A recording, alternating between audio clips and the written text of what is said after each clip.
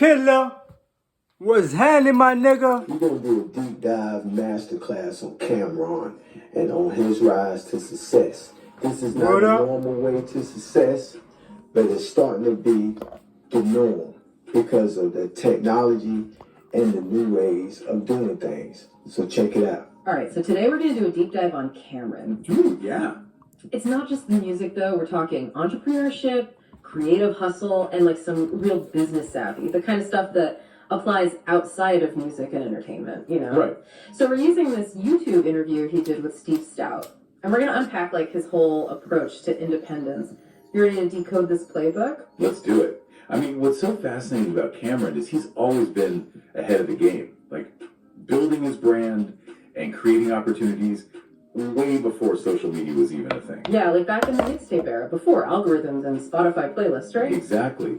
And the brilliant thing is he understood the power of the streets. Before social media, it was all about word of mouth to build buzz. Yeah. And he knew how to get his music out there. Yeah. It wasn't just making good music, it was the strategy behind it. Yeah, he was like a one-man marketing machine, grinding it out with his Dipset crew, creating their own opportunities when there weren't any traditional paths open to them. That's serious initiative. It really is. And even with his independent spirit, Cameron still learned some hard lessons about the music industry. He ended up in a bad deal with Sony, felt exploited, saw his marketing budget basically disappear. Yeah. And the way he got out of that deal was, well, let's just say classic Cameron. Yeah, definitely not something I'd recommend everyone try. He basically brought this huge entourage to the Sony offices every day. He made the executives so uncomfortable that they let him out of his contract. Oh, it's crazy, but it worked. Shows how...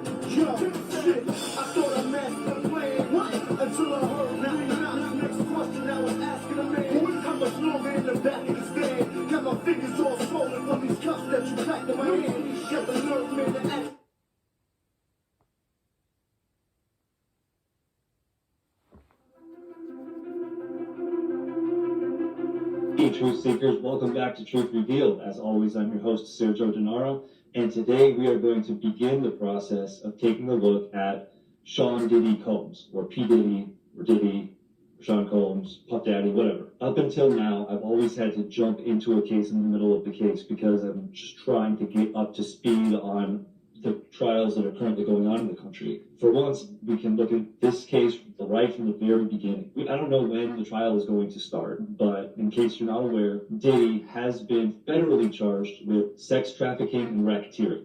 I'm sure there's probably other minor charges in there as well, but that's the crux of it. So my process here, given this amount of time, is to go back and look at older interviews over the last, let's say, 10, 15 years, and see if we can see any indicators of any illegal activity starting from back then. The interview that we're going to look at today is with Wendy Williams on the Wendy Williams Show. Do we see any indicators of activity, or do we get any indicators of his personality that might be relevant today? After this, I'll look at older interviews, some newer interviews, so we can piece together any information that we can before the trial starts.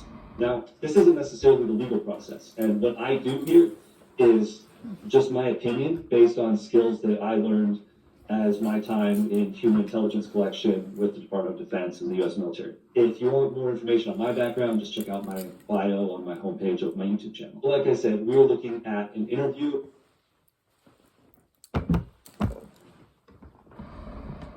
People like to say, until it isn't. Remember when you couldn't take a photo, give your phone to someone else and add in yourself? Wow. Remember when all phones pretty much did the same stuff? Until they didn't. Google Pixel 9.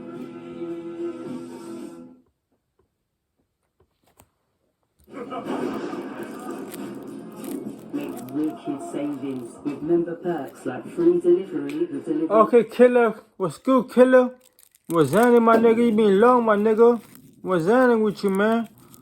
Taking hella long, man. It was an interview that went viral, right? From Cameron Mays talking about how big you could have been. What's They up, said you could have been Jules? on Jay-Z level. And Jim Jones, he wasn't too happy about them comments. But I want to ask you, how did you personally feel about them comments? And how you feel about the people that say that, you know, you being lazy is the reason why you didn't reach your full potential?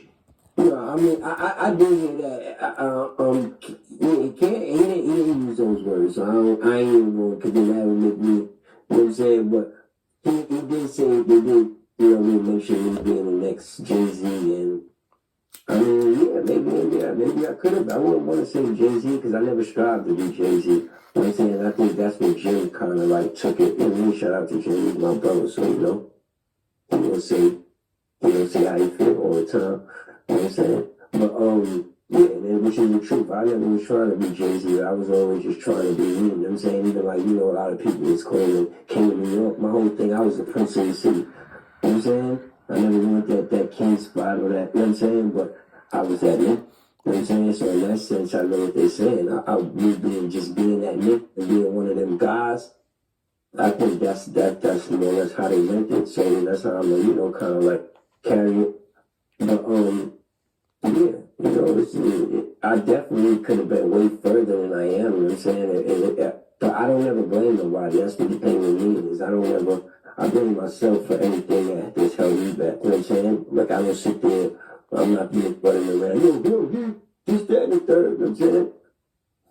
At the end of the day, but you could never say I was lazy or nobody. Even if you look at my track record in the game, like, I didn't put out albums. And for whatever reason, I didn't put out albums, politic reasons, I still gave hella music. If you look at my mixtape track record, I got about 9 mixtapes out there. Don't get it twisted.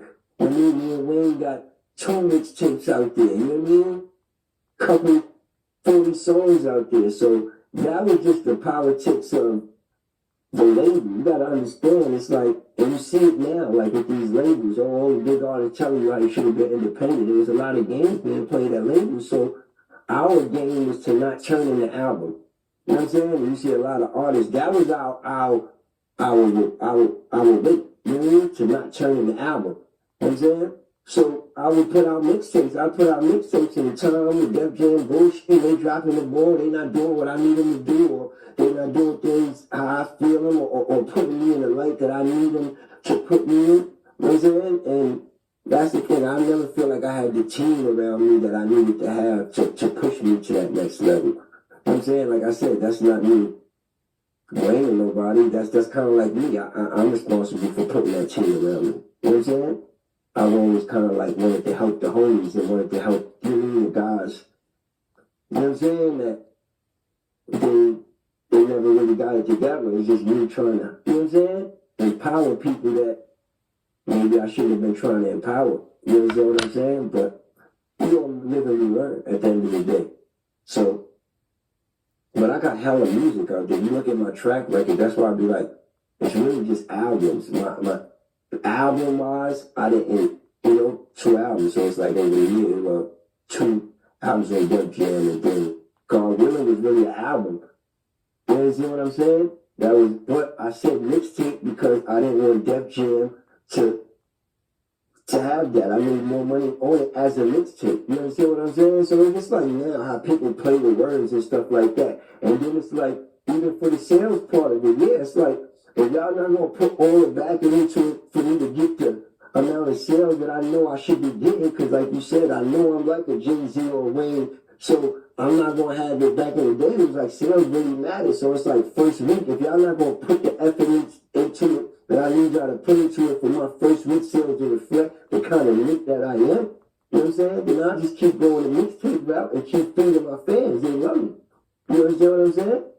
And if you look at the way the game went, like, come on, bro, like, really look at my history, like, dig into I am, bro. I had my own studio when I was 18. I was shooting my own videos, mic check, paying for all these trains. I started everything, bro.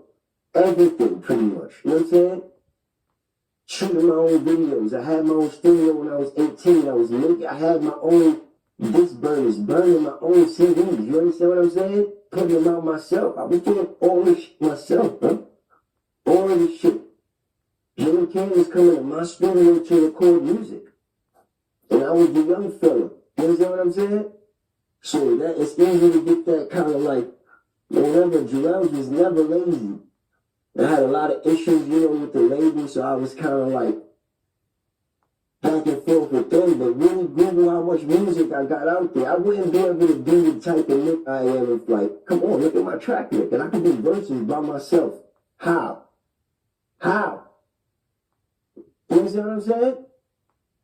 You can't play with me like it's just that Nick definitely did expect me to be on that level of like Lil Wayne with it, and we're so it kind of like, damn, come on, JUELZ, they still, I know what it is, you know what I mean? That's why I don't even, I'm just sitting back because I'm right now, you know what I'm saying? I'm getting ready to shoot, so I ain't even tripping, you know? Let's get ready to rumble! Let's get ready, let's get ready to rumble! Watch us wreck the mic, watch us wreck the mic, watch us wreck the mic. Psych! Let's get ready to rumble! Let's get ready to rumble! Get ready.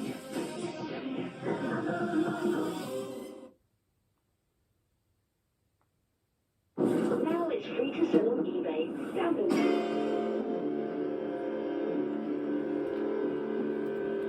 La la la la. It's a one and only 2-pack. You know what it is. You know what I'm saying? But don't ever get it twisted. Just do the history, do with me, and my everything. From the train to the clothes to how they come on. I've just been quiet. I don't talk. And these niggas try to act like they all watching me. All these niggas, man, still to this day. Micah Mary, Murder Provide, doing this first. Me. You know what I'm saying? Still setting this off. They watching. You know what I'm saying? They done put the games, but listen, they need me right now. So, you know, the fans is like, they poking because they poking to push me out. They poking the bill because they want me to attack. They know it's going to be, you know what I'm saying? Might be like save the day type shit. You know what I mean? They know I'm a superhero kind of look. You know what I'm saying? Right. Now, I feel you, man, but me listening to you, it seems like when people push that narrative that you was lazy and that's the reason why you didn't reach your full potential, it seems like that triggers you. Like, you don't like when people say that. It ain't even that. It's because I know the truth. Even now, I got a hard drive full of music, so don't get lazy with not putting out music and having, you know what I'm saying? And because the fans misinterpret that sometimes, so, you know, and nobody's ever said that. Even like in the interview with Cancer, I'm not going to say they or nobody specifically said, because deep down, like JUELZ, like, just look at the track record. And from the mixtape, 4 solo mixtapes, Final Destination, Back Like Cook Crack, Whole Cities, 1, 2, 3, 4, all the Diplomat mixtapes that we did. The whole the Diplomatic Immunity album was my album. Diplomatic Immunity album was my album. It was all My album. My You see what I'm album. saying? We decided Mine. Cam, it's my album. My album. You see what I'm saying? Let's put It's out his the album. more looks you get, the better Put some you respect all on his feel name, the man. album come out. You know what I'm saying? That's how it worked. It made sense to me. You know what I'm saying? So that's what we did. Let's put the Diplomat album out. Because at first I'm like, let's put my album out. Why we putting Diplomat albums out? They can't explain to me. No, we're going to get you the first single. It's going to be the, you know what I'm saying? But all of those was my records. I had one verse on. I used to do one verse. I used to do one verse in the hook, one verse in the hook, then the next song, one verse in the hook. Get This City, I'm Ready, all those songs that Cam and Jim wound up putting verses on it. That whole sound, you know what I'm saying? Not to say it like that, but listen to me before I came along, like,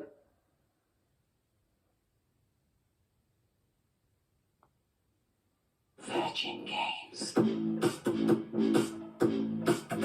Serious outplay. Serious. Jim was talking to us about some superhero shit you did, taking a gun charge. My gun charge? Which time? Whoever said that forever was a myth, they lied racks. Lord knows we had a chance to do something great in life, which we did. Cam, Joel said it's my album.